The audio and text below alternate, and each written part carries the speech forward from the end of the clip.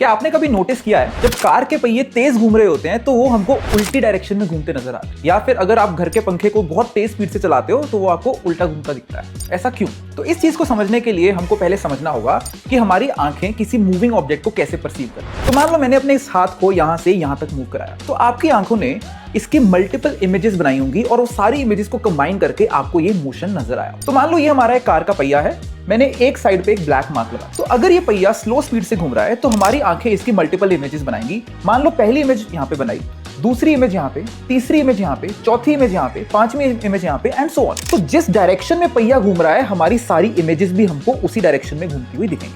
अगर हम इसी पहिए को तेज स्पीड से घुमाएंगे तो पहली इमेज हमारी अगर आंखों ने यहां पे बनाई है तो शायद अगली इमेज एक बड़ा एंगल बनाने के बाद हो। एग्जांपल ले लेते हैं, 300 डिग्रीज हमारा पहिया घूम चुका है। तो रैदर देन हमारी आंखों को यह लगने की बजाय कि 300 डिग्रीज उसने क्लॉकवाइज मोशन लिया, शायद उसको लगेगा कि 60 degrees anti clockwise motion. So with every 300 degree rotation के बाद अगर इमेज खींची जाएगी तो हमारी आंखों को लगेगा कि वो 60 डिग्री ऑपोजिट डायरेक्शन में घूम रहा है, जिसके कारण हमें जो मोशन है हमारी आंखों को मोशन ऐसा दिखेगा। और एक चीज और सोचो, यहां अगर हमारी कार के पहिए और तेजी से घूमने लग जाए तो शायद हमको फिर से सेम डायरेक्शन में घूमते नजर आएंगे, बिकॉज इस बार हमारा जो एक पहिया है between every image that my I captures वो मोर देन 360 डिग्री घूम चुका होगा। होपफुली आपको ये कंसेप्ट समझ में आ गया होगा।